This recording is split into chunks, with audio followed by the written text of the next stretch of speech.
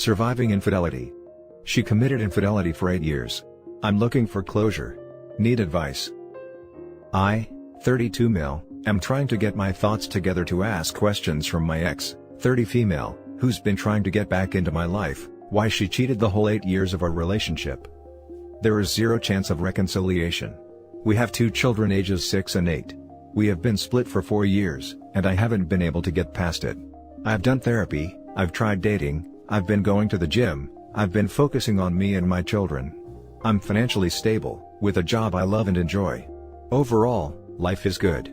But I cannot get over what she has done, which has ruined any chance for me with potential partners. Anyway, why I'm here is because she has been reaching out, telling me how awful her life is with her partner, who she's been with 1 week after I left her. They have 2 children together. And she's been talking about leaving him. I then sent her a message saying the following: I think we should stick to just communicating when it's just about the boys. I mean, you burned me pretty good. And then you want to use me as an emotional band-aid? I'm trying to take the high road and be supportive, and I'm sorry life is hard for you, but it's been a rough time going through the damage you put me through, and I'm not trying to hash up old crap because 1, it doesn't matter to you, and 2, it may not be relevant in your life but still affects mine. It wasn't even a full week you started seeing someone else after we broke things off. You labeled me a horrible person, and told many people things that didn't even happen. And you more than once tried to use your affair partner and other things in your life to throw in my face, and try and make me jealous. I gave you money for a termination you wanted with affair partner's child, and then continued to talk trash about me, and told private things about my life to AP, which he used against me. Then you asked me if you could move in so you could get a head start on getting your own place, and you meet a guy for a one-nighter and you told him I was an abuser, because after you told me what a psycho he was, I contacted him to tell him to leave you alone. And again, everything you told him, he used against me, when all I was trying to do was defend and help you. Then trying to call someone to plow my driveway. I get the embarrassing conversation of yet again being labeled a horrible person. I'm not trying to tell you this to hurt you. I'm just trying to get you to understand where I'm coming from, and why I can't be your emotional security. 'Cause you can't offer the respect in return. I appreciate the apology and the nice card you got me, but I can't be that person for you, and I'm sorry, 'cause I do understand what you're going through 'cause you used to do that to me. I am sorry for the hard times you're going through, but this is the life you chose, and I can't be the supportive person you want me to be. I feel crappy for saying this, but it's something I have to get off my chest. So after this, I'm thinking what a great time to ask her for some answers to get some closure for me and my mental health, right? Is it worth it? If it is worth it, what should I ask? I'm having a hard time coming up with questions, and I'm thinking this might be something that can help me move on. I'm not sure. So here I am. I know one question I'm still on the fence about knowing is, if my children are actually mine. I love my boys with all my being, and I don't think I could take it if I found out they were not mine. If I didn't have children with my ex, I would go no contact. But having children, I have no choice. So, if you were in my shoes, what would you do? Now for the top advice. Closure is a myth. She has told so many lies about your relationship that I doubt she could find the truth in her. She has no answers for you. My thoughts are the same. Most likely just hear crickets if I asked her. Still funny how she has the gall to reach out and talk to me about her relationship. To OP. This is going to be harsh. Apologies in advance, you seem like a good guy. 1. Paternity test. Yes. You need to know. 2. You will not get closure with her. Certainly not the type for which you are looking. Remember this quote, the best revenge is a life well lived. 3. Stop engaging her. If the conversation does not involve your kids, C1. Delete, unless the lawyer tells you otherwise. At a minimum, don't respond, move on. 4. For Pete's sake, stop giving her money. Unless I misread that. She is entitled to what is in the divorce decree. Nothing more, nothing less. 5. I would be very leery of her trying to inject herself back into your life, like a syringe full of AIDS, for the kids. F that. You owe her nothing, except what is in the aforementioned divorce decree. Good luck. If one, or both are not yours, consult your lawyer. Financially, you may be on the hook anyway, and emotionally this would be a wrecking ball, but knowing is better than doubt. Yeah, no answer she will give you will feel satisfying. And being 4 years later, I doubt the honesty of her answers. The only acceptable closure you should find is that, There is no closure. There is no good enough why to what she did. She did it because she is a broken person who lacks ability to communicate honestly. In 4 years, she hasn't addressed her problems, so she's in the same place. The best thing for you is to go minimal contact, and implement gray rock. Complete ignore any conversations not about children. Only communicate via text. You have to train your mind that she's just an acquaintance in your life that you knew a long time ago. Just the mother of your children and nothing more. In the meantime, read No More Mr. Nice Guy by Robert Glover. I think you need to learn how to look out for you, and not be such a giver. Also, I know you said therapy didn't work, but have you tried EMDR? It's a more intense version, and may help you out in this case if traditional therapy isn't helpful. Thank you for your reply and advice. I will look into the book and EMDR. The next story is titled, I finally asked her to stop texting me and made an exit. I did it, people. Before meeting this girl, I was the type of guy who wouldn't allow any potential woman to jerk me around, since I considered it unhealthy and immature for the lady to do so, and already knew that she can never be the one to have a worthy relationship with. But then, I fell hard for this girl who was crazy about me, and we quickly escalated things and moved into a relationship. We dated for a year, and then she met this random bloke online who apparently understood her better than me, and she was hoping that he'd make a great friend. She took exactly 2 months from then on to discard me like a piece of trash and emotionally abused me. This lady dumped me for the guy she told me not to worry about, used to flirt with him right in my face while we were dating, and I never explicitly blamed her for all this because I was in love. Right? Why should I act like a controlling boyfriend? Post the discard. While I lamented her loss for 8 straight months, this lady went on with that guy, flirted heavily with him all this time, and I am not sure what cooked in between them since we were in no contact. You know, I became so weak. During those last months before discarding me, she treated me like a doormat, and yet, I never had the balls to confront her, because I feared losing her. I used to curse myself at times about where does that lost version of mine exists now, the one who never used to care a hoot about such toxic women, and continuously wondered why am I putting up with this crap. After 8 months of no contact, she hit me up just 9 days ago, and somehow told me that she still flirts with that guy and they're keeping in touch. Any sane guy would have exited right away, but I was so weak that I put up with that crap, because she came back. Yes, I was acting that weak for real. Over the course of the previous 9 days, I had 0 apologies, no remorse for her actions, but rather, she kept treating me like trash. Replying to my texts after 2 hours, putting in just 1 sentence as a response, and then running away for 2 hours again. Coming back and putting in 1 sentence, and then off for 2 hours again. All the while blaming her work and hectic day. I, the weak moron, fell for this lie of hers again. But a part of me was still skeptical that something might be fishy. And what I discovered today was enough for me to have my strength back. This woman, after barely dropping me 1 sentence and ran off for 2 hours, was mingling with her affair partner. While I was being gaslighted, stating the work and a busy day. I had enough, honestly. Bloody lies all the time, and no respect for me. I've realized that she hasn't changed over 8 months. The lies are still there, she still craves excitement from her flirt buddy, and the top-notch manipulation has gotten all the more worse. I simply told her that I'm walking out, no blame game, and nothing.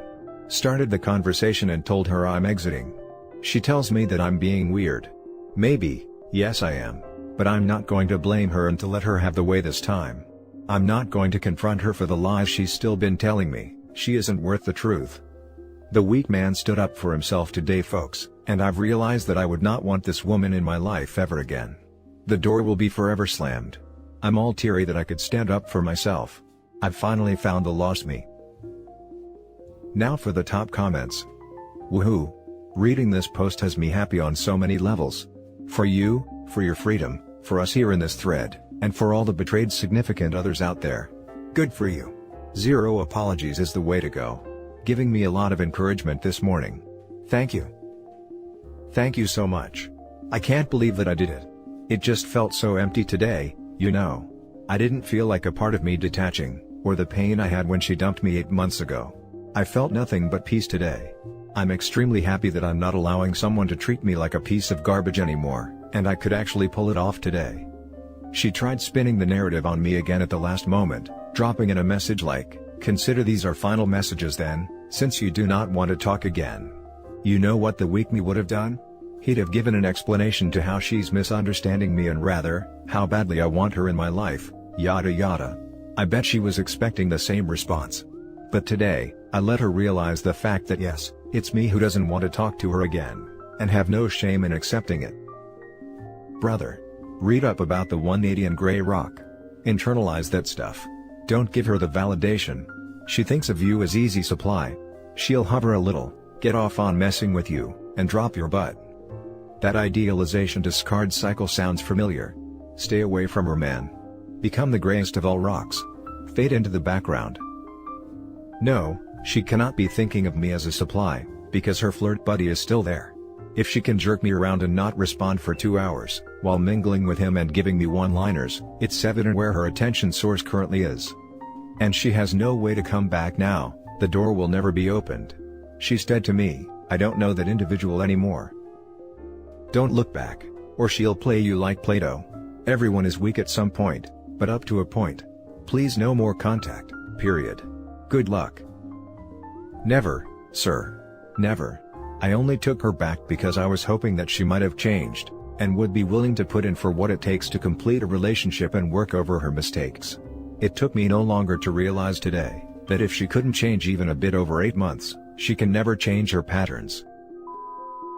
Now for the last story. Updated, cheated, abused and the spiral never ends. Original post. I was dating my ex since the start of COVID, and was best friends with her since summer 2018 when we both started uni. She was in an abusive and toxic relationship, where he ended up getting her first cousin pregnant. She changed completely as a person, started having anxiety attacks and got deep into substance abuse. I couldn't see someone that I loved to be this hurt, so I would spend all my time ensuring that she was healthy and healing. We grew very close and started dating. This was the happiest I ever was, not just because I thought I got the perfect woman, but also because seeing her happy made me happy. Fast forward to August, I walked towards her apartment at like 7 a.m., which was very unusual for me as I am a very late riser. It was her birthday, and I thought of coming early, decorate the living room, cook her breakfast and give her a surprise. As I put my key in the lock and start to twist it, I hear a commotion inside, and soft hurried voices. Petrified, I open the door and dart in to see a mutual friend trying to hide somewhere while fully naked, and my girlfriend just standing there in shock. I was a very violent child, but smoking grass was an effective way I controlled my anger peacefully since the last 3 to 4 years. All of that gone in an instant, and I punch her mirror as hard as I can, while cutting up my hand very badly. She screams when she sees my hand dripping blood, but I simply just walk out before I did anything that I would have regretted later. I got myself patched up and went back home in the evening, with a bandage and a broken heart. I called her best friend, who was very nice to me and also cared about her, and asked her to please tell me everything she knew truthfully. She broke down and said she can only tell me this in person. I said okay, because the only thing going on in my head was to make it all make sense. She came, broke down, and told that they had been hooking up since before we were dating, and continued it throughout, as she told her that she couldn't live without both of us. Her friend kept crying, and asking for forgiveness that she kept the truth from me, and she should have told me from the start. I slumped onto the couch lifeless, took a giant swig of some rum, and in the most calm manner asked her to leave. Checked my phone and it was blowing up with calls and messages from her friend group and herself. Everyone in her friend group knew, and still those a-holes used to hang around with me like everything was normal. I took my SIM out, folded it in two and threw it from my balcony. Blocked them from everywhere, and just moved on like nothing happened. I guess it was more shock than anything, as I would rarely talk with anyone, drink all day long, and was smoking my lungs away. Fast forward to November, and I decide to go to a pub for a pint, and with the horrible luck I have, saw my ex with her friend group. Thank God the dude she cheated on me with wasn't there, or I would have lost it. It was the most nerve-wracking moment of my life, as soon as they all just watched me. She stood up and asked if we could talk, and I don't know why, but I said yes. We went outside the pub and started talking. First thing I said was, "So how come he isn't here if you're hanging out on a weekend?" She broke down and told me, the minute I left her house last month, she couldn't look at herself in the mirror anymore, and told me she got into opium use back again. I'm only 20, and I never dealt with anything like this before, so I just started crying and embraced her, thinking all this was my fault. I said let's talk it out at your home, so at least we know whether we want to move on with us, or get closure. She agreed and we went to her crib. I started downing wine like a maniac hearing her tell me everything, because no way I could keep myself sober. I started crying midway through and couldn't stop. She hugged me and I didn't reciprocate. She started kissing me, and I moved away and said I am drunk, and I don't want to make any decision right now. She held my face, and said trust me, this is what you want, and got on top of me. I should have stopped her, but I had enough liquor and THC in me to knock a horse out, so I froze out of shock. I don't remember anything clearly from that night, and I wake up in her bed without my clothes and realized what had happened. I got an anxiety attack and started crying in the washroom while she was sleeping with no care. The only thing I was sure of was I was not in any way in a sober state last night, and she didn't even drink past a cup of wine. I scrambled for my belongings and ran to my home. Put my phone on silent, started having the worst day of my life. I felt used, and couldn't stop puking at the thought I was manipulated so easily. Since then, I reported the incident to my university authorities, who promise 100% discretion. They wanted me to press charges, but I said that's the last thing I want to do to a self-harming person. A counselor for our university talked to me, and said I was in trauma and I need time to process and decide how to handle this situation. It's been almost 2 months of her messaging me long sorry paragraphs from random numbers almost every 5 to 6 hours, and I can't seem to come out of this pit of darkness. I want to stay strong for my family, but every day it's proving tougher and tougher to do. Now for the top advice before reading the update. Sounds like she forced you, and took advantage of your intoxicated state of mind. She is weaponizing her mental health and substance use to not take accountability for her own actions/choices. I just feel overwhelmed with all of this happening so quickly. It's a crap show of conflicted emotions right now. Get into individual counseling immediately, and stay the hell away from your ex-girlfriend. You're so young to latch onto this train wreck of a girl. Move away if need be, but stay the hell away. Knock off the drinking and D's. That is so self-destructive. Get your life in order. Work on your body and your soul. Work on a career for the future. Most of all, move on and don't look back. Get your head away from all this crap. Get a new phone number. Do whatever it takes. I'm trying my best to. I know my life is much more important to waste on things like this. Thank you for your help. Stop drinking and smoking is a start. That would be the dumbest way to ruin your own life. Being an alcoholic because of a girl at 20? Move forward with a clear head. Stay no contact. Contact the authorities, because what you described is forced intercourse. If there is any trauma from this, then you need to seek professional help. If not, go full no contact with any of those toxic trash and bang someone else. Now for the update. Thank you for your kind DMs and comments. I have decided to go on a week-long trip to my friend's cabin to gather myself, and not use substances to numb my feelings. Honestly, he is the only reason I'm still kicking about, and I'm grateful for the support he showed me. As for the ex, after weeks of her and her friends blowing up my phone, I decided to meet with her and asked my friend to come along with me.